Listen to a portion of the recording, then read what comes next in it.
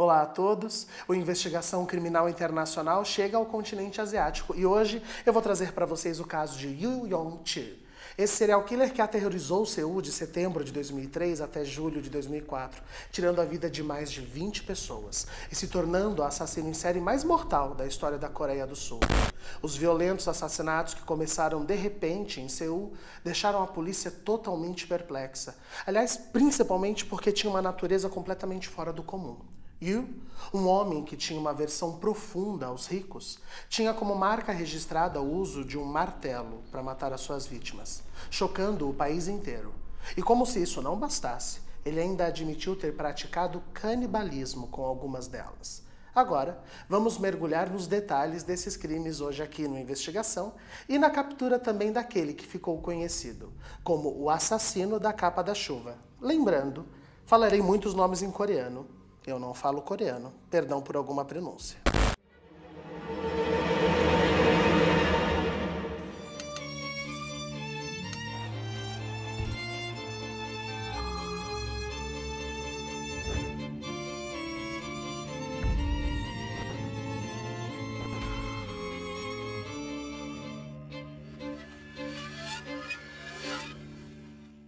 A aversão de Yu Yong-chul pelos ricos começou na juventude.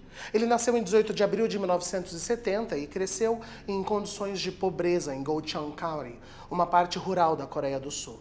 Lá, ele alimentou um ciúme amargo de uma família rica que vivia próximo dele. De acordo com os promotores do julgamento, o desapontamento com o seu ambiente familiar e econômico é que transformou ele numa pessoa muito hostil contra os ricos. O que pode ter contribuído para esse pensamento foi ele ter acompanhado o que ficou conhecido como o Milagre do Rio Han. O nome foi usado para descrever um crescimento econômico acelerado na Coreia do Sul inteira depois do término da guerra entre as Coreias. Movido por exportações, pelo avanço tecnológico, pela industrialização e um crescimento educacional bem vertiginoso, a Coreia do Sul conseguiu transformar um país pobre e arrasado no pós-guerra em uma das maiores potências da época. Mas apesar desse crescimento da economia, no percurso houve uma grande desvalorização da moeda coreana. Isso deixou muita gente desempregada, o que também acabou punindo pessoas que tinham aquele poder aquisitivo menos favorecido. Com isso, os ricos ficavam cada vez mais ricos e os pobres cada vez mais pobres, como diria a música das meninas. E para sair dessa situação, muitas mulheres acabavam recorrendo à prostituição para conseguir sobreviver, além de uma criminalidade que aumentou muito, já que também era uma fuga mais fácil para essa sobrevivência. Yu passou a culpar os ricos por seus próprios problemas financeiros e também culpar as mulheres que vendiam seus corpos. Isso claramente serviu de motivação para os crimes que ele cometeu, já que estes eram seus principais alvos. Yu demonstrava sua insatisfação com o mundo desde jovem, já que ele passou boa parte da sua juventude acumulando condenações. Ele foi condenado, por exemplo, por roubo em 1988. Depois, em 1991, foi de novo condenado por roubo e sentenciado a 10 meses de prisão. Em 93, mais uma condenação, dessa vez após um arrombamento e outro roubo que lhe rendeu mais 8 anos na prisão. Em 95, ele foi condenado a pagar 3 milhões de won sul-coreanos por venda de pornografia ilegal. Já em 1998, além do roubo, também cometeu os delitos de fraude e falsificação ideológica, o que o levou a mais 2 anos de condenação, e vão se somando essas condenações. Em 2000, ele foi condenado por estupro de uma menina de 15 anos e enviado para a prisão. Quando ele saiu da prisão, em setembro de 2003, ele começou a planejar os seus primeiros assassinatos. Se empenhou nessa função. Comprou armas e cruelmente praticou tiros com cachorros. E foi então que, apenas 13 dias após ser solto, que ele fez a sua primeira vítima. Bom, vamos lá, vamos aos primeiros assassinatos. No dia 24 de setembro de 2003, o professor universitário aposentado Lee Duk-soo, de 72 anos, e sua esposa Lee Yong-ok, de 67, foram brutalmente atacados em sua casa em Gangnam, que é uma região abastada de Seul, muito conhecida por abrigar pessoas de um alto poder aquisitivo. Quando os investigadores chegaram ao local do crime, eles ficaram chocados com a brutalidade deste. Duk-soo havia sido esfaqueado no pescoço e golpeado na cabeça com um objeto de cerca de 4 quilos, segundo a perícia apontava. A sua esposa também foi atingida várias vezes, com o que depois foi identificado como um martelo. O investigador Hyun, que liderava o caso, formou uma equipe com 200 pessoas nessa operação. Desde o começo, ele percebeu que tinha algo muito estranho. Considerado que o bairro em que o crime aconteceu, Gangnam, era abastado, ele imaginou que seria um caso de assalto que acabou nesse assassinato. Só que as joias, as obras de arte, tudo que tinha de valor na casa estavam intactas. Nada foi levado. Então isso descartava a hipótese de um latrocínio, sugerindo que o criminoso teria então um único objetivo, que era tirar a vida daquele casal.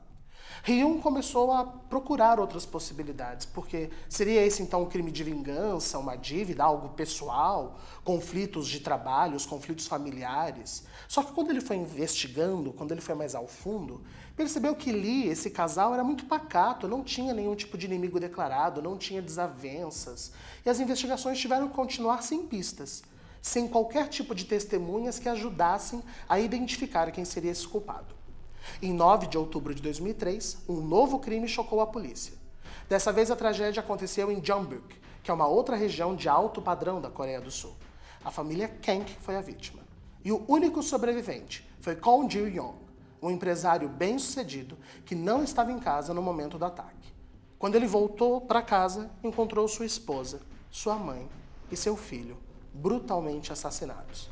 A mãe de Ko, uma senhora de 85 anos, foi espancada até a morte, tinha seu crânio esmagado, assim como a esposa dele de 60 anos. Segundo a perícia, mais uma vez, era um objeto pesado que teria feito aquilo, semelhante a um martelo. O filho de 35 anos foi violentamente agredido, o cérebro ficou espalhado em todo o segundo andar da casa. Ko Ji-won, devastado pela perda de toda a sua família, se tornou um dos suspeitos ainda por cima.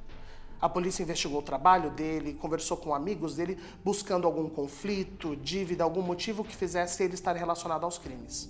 Não encontraram nada. A pressão da polícia e a dor pela perda resultaram em graves transtornos psicológicos para Ko, que era muito querido por todos, um homem muito bom. Houve relatos de que ele gritava com os peixes em casa, começou a ter ataques de nervos desesperados para obter respostas sobre o que aconteceu. Os investigadores desse segundo crime se encontraram com Hyun, que estava à frente do primeiro caso. Essa conexão teve um impacto muito forte nas investigações, considerando que o sistema policial na Coreia, naquela época, era muito diferente. Quando nós falamos de crimes internacionais, é muito válido lembrar que cada região, cada local, a polícia trabalha de um jeito diferente e muitas vezes os crimes influenciam em como eles vão agir dali para frente. Vamos falar agora, então, do sistema policial. Um ponto importante para nós entendermos a investigação é como funcionava esse sistema policial na Coreia do Sul da época. Bom, vamos lá. Basicamente, tudo girava em torno de promoções. As delegacias eram avaliadas com notas e essas notas impactavam diretamente nos recursos que eles receberiam. A principal métrica dessas notas eram as prisões efetuadas em cima de crimes. O que gerou uma situação muito complicada, porque se uma delegacia não conseguisse resolver um caso, ela recebia uma nota mais baixa e, portanto, menos verbas. Para evitar esse risco, algumas delegacias fizeram o quê? Começaram a não registrar essas ocorrências. Especialmente se não achassem que iam conseguir solucionar o caso, ou seja, não encontramos o culpado, não vamos registrar, assim não ficamos sem receber o dinheiro. Como não havia nenhum registro unificado das delegacias, começava a se dificultar a conexão entre crimes similares. E foi isso que aconteceu com o investigador Hyun. Quando ele percebeu as semelhanças entre os dois casos, ele precisou ir atrás das investigações do segundo crime para poder ligar os pontos, uma vez que não tinham essas informações. Como o primeiro crime não havia sido registrado oficialmente, os investigadores do segundo caso nem sabiam que poderia ter alguma conexão entre eles. Enquanto isso, a perícia estava focada em identificar qual era aquele objeto pesado que estava sendo usado para espancar as vítimas com tamanha brutalidade. E foi aí que entrou em cena o perfilador Koo Won. Vamos falar um pouquinho do que é um perfilador para você que não conhece essa profissão.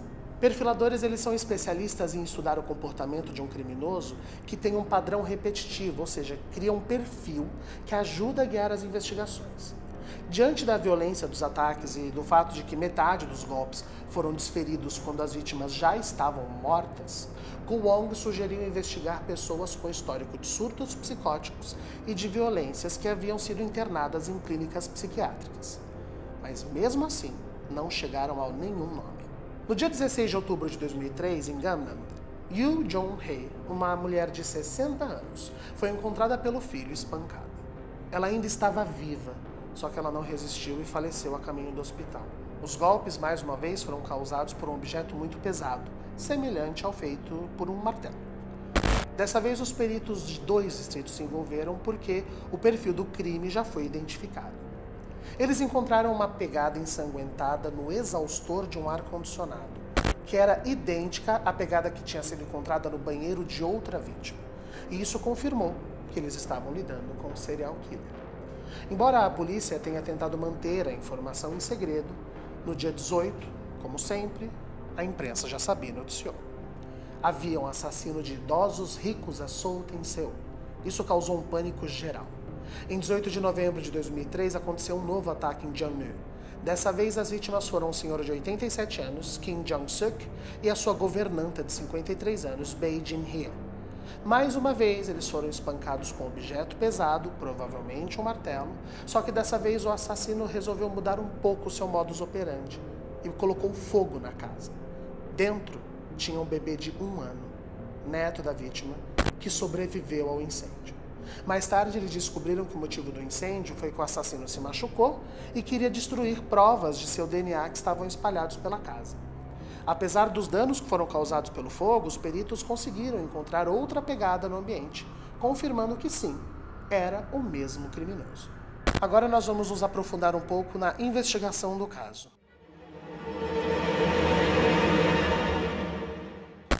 Até aquele ponto, a estratégia da polícia para capturar o suspeito envolvia blitz nas principais avenidas, entrevistas com vizinhos desses bairros e que também fossem conhecidos das vítimas, além de revistas nas calçadas principais, procurando pessoas que usassem o mesmo tipo de numeração e calçado. A gente sabe que isso não é preciso, nem sempre você vai encontrar pessoas usando o mesmo sapato, mas é uma das ferramentas da polícia nesse tipo de caso. Por isso, as buscas foram sem sucesso. Outra linha de investigação envolvia uma lógica no mínimo curiosa. Seguia de acordo com o alfabeto coreano, porque os bairros onde os crimes ocorreram começavam com a mesma consoante. E aí isso levantou a suspeita de que poderia ser um dos padrões do assassino. Então, intensificavam-se as buscas em outros bairros com a mesma letra inicial. Era apenas uma coincidência, óbvio. A polícia tinha poucas pistas, nós precisamos entender isso. Eles tinham que seguir as poucas coisas que eles tinham. Tinha o tamanho do pé do criminoso e uma imagem captada por uma câmera de segurança que mostrava um homem de estatura mediana usando roupas discretas. Eles mostraram a imagem para parentes, para funcionários das vítimas, para os vizinhos, na esperança de algum reconhecimento. Só que isso, claro, foi em vão. As vítimas não tinham nenhuma ligação aparente e nem reconheceram o homem na imagem. A única característica nessa imagem mais marcante era uma jaqueta, que depois descobriu ser de uma das vítimas. E aí o que a polícia fez? Divulgou a imagem. E o que o assassino fez? Parou de usar o calçado e a jaqueta, obviamente, em tempo das suas próximas ações. No início de 2004, enquanto a polícia focava buscas nos bairros da região norte de Seul, assassinatos começaram a acontecer no sudoeste da cidade. Só que dessa vez, o perfil das vítimas mudou. 2 estudantes, uma do ensino médio e outra universitária, foram assassinadas enquanto caminhavam à noite. As 2 foram esfaqueadas várias vezes. Os policiais daquele distrito começaram a fazer patrulhas nas ruas, só que não informaram as delegacias do norte, mais uma vez aquele problema de comunicação entre as delegacias. E como o perfil das vítimas era diferente, o perfilador acreditou que não era o mesmo criminoso que estava atacando idosos no ano anterior. Só que a verdade é que o assassino mudou o alvo dessas vítimas. Ao invés de continuar atacando estudantes, ele vai para outro perfil, agora mulheres em situação de prostituição. Ele contratava as garotas por meio de cafetões no subúrbio de Seul, que as enviavam para o endereço dele. E aí lá, depois de ter relações sexuais com elas, ele as matava com golpes de marreta, enquanto elas estavam no banheiro. Depois, ele as decepava e as esquartejava, dividindo os pedaços em sacos de lixo e enterrando-os em locais ermos. Ele costumava dizer que a porta do banheiro era a passagem delas entre a vida e a morte.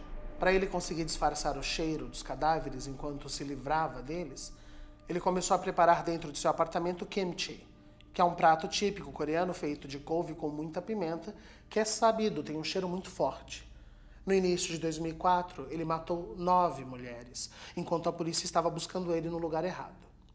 Infelizmente, muitas dessas vítimas eram marginalizadas, tinham documentos falsos, e isso dificultava muito mais a identificação destas. A relação da polícia com o comércio sexual era marcada também por uma famosa negligência. Tinha muita corrupção, acordos escusos entre os policiais e os donos das casas de prostituição.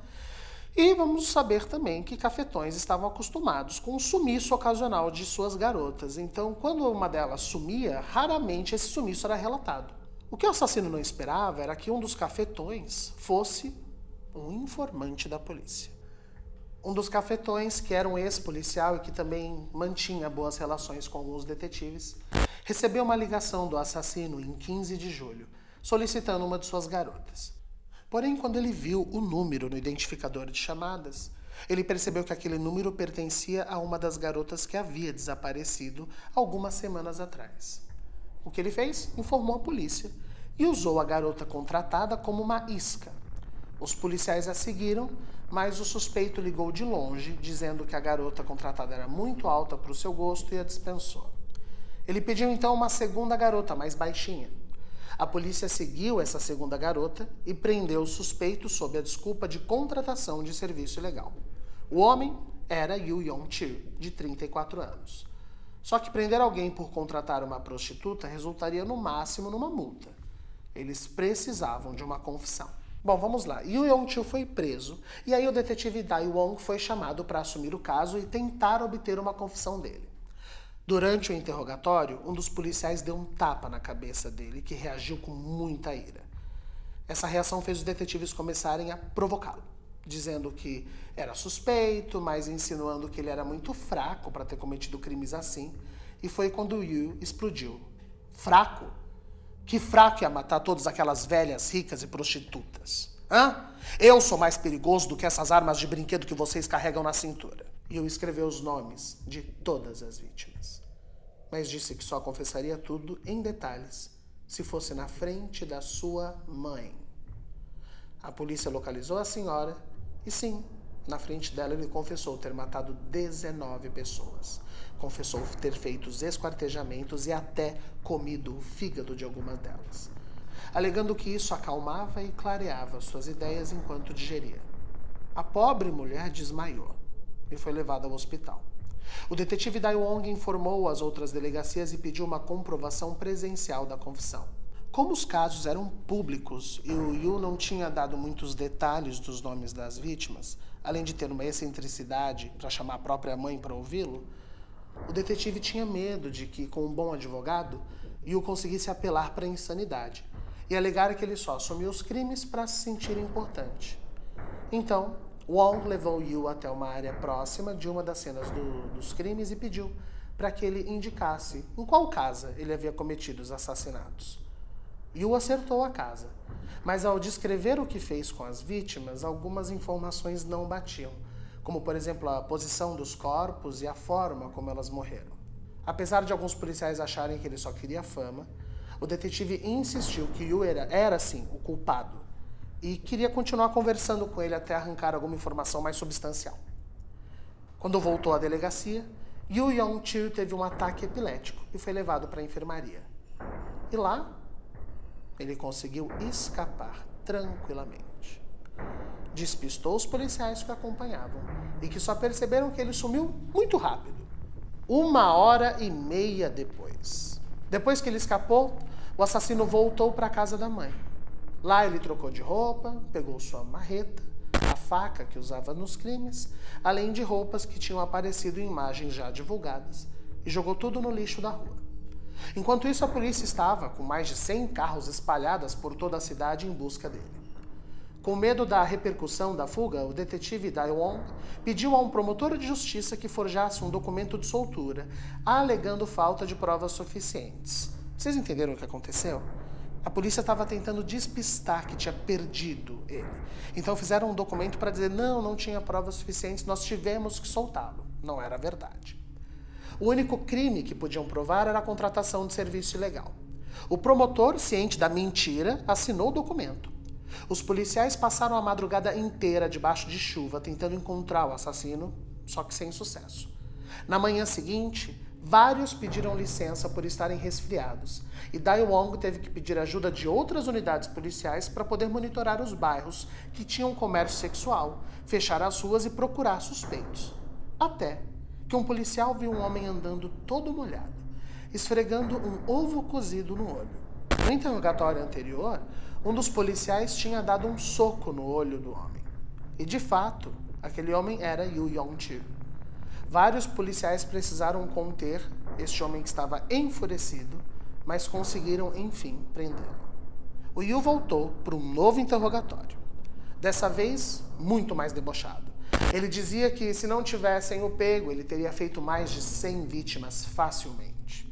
Para confirmar a confissão, a perita Hee-suk foi chamada para verificar as informações. Yu Yong-chul se recusou a falar com uma mulher. Disse que elas eram desprezíveis. Os policiais a colocaram então ouvindo tudo escondida. E ela foi confirmando as confissões e os dados, porque agora estava tudo mais detalhado. Ele dava detalhes de plantas das casas, de como eram as roupas das vítimas, onde estavam localizados os corpos das prostitutas, os pedaços que foram enterrados num bosque muito famoso perto do templo de Bongkwon. Segundo ele, onde houvesse uma tampa de garrafa fincada no chão, lá haveria sacos com os corpos. O assassino acompanhou as buscas, dando informações enquanto usava uma máscara e uma capa de chuva amarela. Foi isso que rendeu na imprensa o apelido de o assassino da capa de chuva. Yu sabia meticulosamente até quantos pedaços ele cortou de cada vítima, entre 16 e 18. E ele havia misturado os pedaços nos sacos para dificultar a identificação delas. Foram dias no IML montando um quebra-cabeça de corpos para identificar aquelas mulheres. De acordo com Yu Yong-chul, depois de sair da cadeia, ele começou a ter dificuldades para dormir. Ele tinha dias de insônia e sentia que aquilo era falta de adrenalina. Na primeira casa, ele entrou, segundo ele, com a intenção de roubar e fugir para ativar essa adrenalina. Só que ele foi pego assim que ele entrou na casa. E ao ser confrontado pela senhora que o viu, reagiu e a matou. E o ato fez ele se sentir mais vivo do que nunca. Então ele percebeu que matar era mais prazeroso do que roubar, dava mais adrenalina. E toda vez que ele matava, ele conseguia fugir, isso fazia ele dormir feito um bebê. Quando perguntaram por que ele mudou o perfil das suas vítimas, ele disse que em 2003 ele havia namorado uma moça e descoberto depois que ela era prostituta. Só que ela quem terminou com ele quando descobriu seu histórico na cadeia. E isso deixou ele muito irritado com a classe e a hipocrisia dela. Ele também confessou ter matado em 2004 um vendedor ambulante, Chun Yong-dae, que se recusou a vender fiado para ele. E uma garota na rua que apenas não deu atenção a ele, Kwon Jin-hee, e jogou o corpo estripado dela num terreno da Universidade de Seosan. E um traficante de remédios, An Jae-sun, por ter vendido Viagra falsificado para ele. Tudo isso aconteceu no início de 2004. E depois desses 3 começaram os assassinatos das garotas que eram envolvidas com prostituição. Vamos agora falar de como a polícia buscou provas que pudessem fomentar a acusação dele. No apartamento de Yu Yong-chul, a perita Kim Hee-suk pediu para que borrifassem luminol em tudo. Isso revelou várias manchas de sangue pelo banheiro e teto. As amostras foram comparadas com o DNA das vítimas e deram positivo. Lá também foram encontrados desenhos feitos por ele com temas enigmáticos, como ele abraçando o demônio, rezando com sua mãe e uma imagem dele muito feliz no meio de túmulos. A polícia também encontrou o lixo que havia sido descartado por Yu na rua, que havia a tal arma do crime. A marreta que ele utilizava era uma ferramenta de demolição que ele mesmo alterou, com um cabo mais encurtado e mais grosso. Ele fez isso para caber numa mochila e porque isso também alterava o impacto dos golpes, dificultando a identificação da arma pela perícia. Uma vez detido, a defesa começou a alegar que Yu era um bode expiatório, forçado e torturado para confessar. Eles precisavam provar que a marreta era realmente a arma do crime e que pertencia a ele. Testes de DNA encontraram traços de Yu na marreta e sangue das vítimas. Além disso, eles encontraram sangue de uma vítima que nem estava na lista deles. Lembram do vendedor que eu falei que não vendeu fiado? Então, na verdade, não era bem isso. Vendedores da região de comércio ambulante reconheceram Yu. Ele se passava por policial à paisana. Exatamente, ele fingia ser policial. E por que ele fazia isso? Para extorquir os comerciantes ilegais, pedindo propina, falando que não ia levá-los e não ia confiscar as suas mercadorias. Como esse tipo de comportamento corrupto era comum, todos pagavam o dito policial. E era com esse dinheiro que Yu sustentava o seu estilo de vida, incluindo o aluguel e o pagamento das prostitutas. Porém, o comerciante Cheung Yun-dae descobriu a farsa e por isso ele foi morto e jogado com as mãos arrancadas e o rosto desfigurado dentro de uma van que foi incendiada. Yu descartou as mãos do homem no mar. O irmão desse vendedor ficou tão furioso que tentou invadir a delegacia quando a confissão saiu nos jornais e matar Yu a facadas, mas ele foi detido e liberado. No total, Yu Yong-chul confessou 20 crimes com evidências. 8 idosas e seus familiares, 11 prostitutas e o comerciante.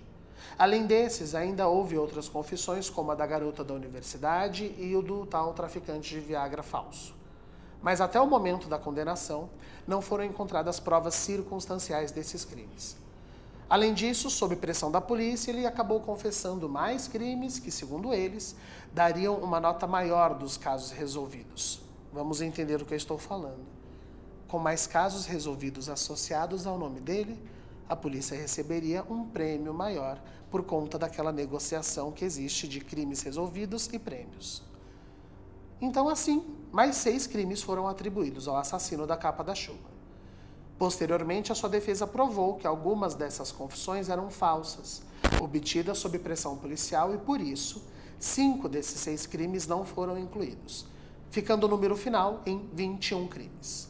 Yu Yong-chul concedeu uma entrevista após ser preso e disse para o país inteiro na frente das câmeras: "Eu matei, sim. Matei aquelas velhas carcomidas. E que isso sirva de lição. Ricos fedem. E mulheres, aprendam a não serem vadias." Eu sei, é horrível. Em 6 de setembro de 2004, pouco mais de 2 meses após as suas confissões, o julgamento de Yu Yong-chul começou. Obviamente, era um caso que atraiu uma imensa atenção da imprensa e das famílias das vítimas. Na Coreia do Sul, para casos complexos ou com múltiplas vítimas, é comum que haja 3 juízes presentes, formando o que nós chamamos de tríade judicial. O promotor de acusação, curiosamente, era o mesmo que havia assinado o tal falso documento de soltura. Yu tentou dificultar o julgamento desde o início. Primeiro, ele se recusou a comparecer, dizendo que não precisava de defesa, que aquele processo todo era uma farsa, que era um desperdício de dinheiro público, uma vez que ele já havia confessado tudo. O julgamento foi então adiado para o final de setembro. Yu finalmente compareceu, mas ele continuou a se mostrar muito desafiador. Confrontava os juízes com ferocidade, especialmente porque entre as acusações, estavam os assassinatos de 2 jovens na rua, pelos quais ele alegou ser inocente. Após essa revelação, o julgamento foi adiado mais uma vez, agora para o final de setembro. Durante esse período, Yu tentou suicídio, o que levou a outro adiamento, agora para o final de outubro. Durante uma sessão, enquanto os crimes eram discutidos, um espectador gritou ofensas no meio do tribunal e Yu tentou enforcar o indivíduo na frente dos juízes. O julgamento, então, foi adiado mais uma vez, agora para novembro. Quando a promotoria sugeriu a pena de morte, Yu surpreendeu a todos agradecendo e concordando com a decisão. Finalmente, em 13 de dezembro, Yu Yong-chul foi condenado à pena de morte pelo homicídio doloso de 20 pessoas. E essa foi a primeira condenação à pena de morte desde 1997 na Coreia do Sul. Como eu falei, alguns casos impactam em mudanças no sistema policial, e foi esse o caso. O caso de Yu teve um impacto significativo na estrutura da polícia sul-coreana. Novas leis foram estabelecidas para evitar a possibilidade de soltura ou de apelação em casos que tivessem múltiplos assassinatos. O sistema de pontuação das delegacias foi reformado e infrações não documentadas passaram a causar demissões e bloqueios de verba, o que é o mínimo. Também foram criados institutos para cadastrar pessoas em situação de prostituição, visando assim o melhor controle social destas. Após o julgamento, diversos envolvidos no caso alcançaram sucesso. A perita criminal do caso se tornou uma renomada treinadora e uma referência em investigação pericial, conseguindo identificar todas as vítimas de prostituição. O perfilador escreveu livros, criou uma formação específica na área investigativa e resolveu outros 2 grandes casos de assassinatos em série, e isso inspirou um K-drama. Outros produtos relacionados foram o filme O Caçador, de 2008, uma ficção sul-coreana, e o K-drama Através da Escuridão, que também se basearam no caso. O personagem do perfilador foi destacado em 2 episódios da série Criminal Minds. Vamos falar agora de como está Yoo Yong-chul nos dias de hoje. Atualmente, Yoo Yong-chul aguarda sua execução no presídio de Seul e é lembrado como um dos criminosos mais brutais da história recente da Coreia do Sul. O seu caso ilustra os desafios enfrentados pelas autoridades para lidar com criminosos muito perigosos e ressalta a importância de uma abordagem mais meticulosa na investigação de crimes violentos.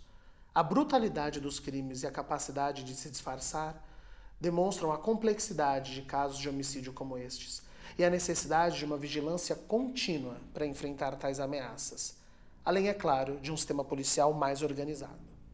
Por aqui, eu sigo com vocês, assim como os nossos outros apresentadores, contando casos marcantes pelo mundo todo. Espero vê-los no próximo Investigação Criminal Internacional.